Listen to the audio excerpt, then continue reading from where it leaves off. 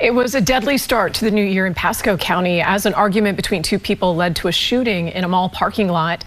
It happened around 12:30 this morning at the Gulfview Square Mall on US 19 in Port Richey. News Channel 8's Victoria Lucas joins us live with the details. Victoria. Jen, this entire ordeal just truly tragic. We had the chance to speak to the brother of the man who passed away. He's still in shock and can't believe his little brother is now gone. He was young. You know, his story was still, his chapters were still being written. The new year ringing in with heartbreak for Marlowe Jones and his family. It hurts and it sheds light on a real issue we have in our communities with gun violence. Jones's brother, 30-year-old Izeal Peterson, lost his life in a shooting in the parking lot of the Gulfview Square Mall in Port Richey. He adds Peterson was attending the New Year's Eve party at the Vault, an event venue next to the mall. According to the Pasco County Sheriff's Office, Peterson and another man were in a fight that escalated to gunshots being fired.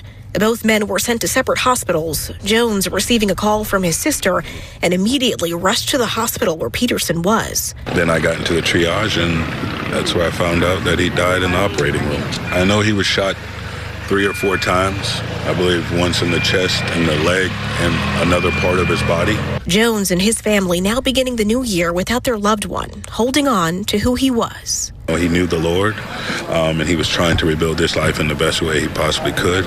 He worked hard. I will remember his vivacious smile and his intellect. So tragic, especially at the start of the new year. Now, while officials say this investigation is ongoing, the family tells me they do plan to have a vigil to honor Peterson's life. That's going to be tomorrow evening at 6, right in front of the event club next to the mall. They say all are welcome. Live in Port Richey, Victoria Lucas, 8 on your side. Unfortunately, there's been no further updates to the case of Izeal Peterson, who lost his life on New Year's Day. There is an open investigation, and the person who shot him was released from the hospital, but there's been no arrest. So if you have any additional information, please contact the Pasco County Sheriff's Office. Their families just want answers. They just want peace and to be able to move on with their life.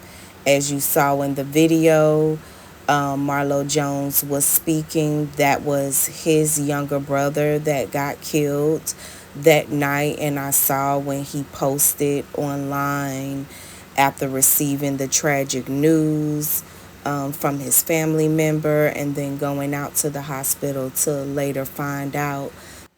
He later found out that he had passed away. And so they are working together as a family to bury their loved one. And in the article, there is a link for the GoFundMe. His siblings have come together to raise money for a headstone for him, and a good amount has been raised. There's not much left that's needed, so you can actually go on to GoFundMe. There's a link in the description and a link on pascoconnect.blogspot.com where you can donate to the family. And once again, if you have any information, please let them know.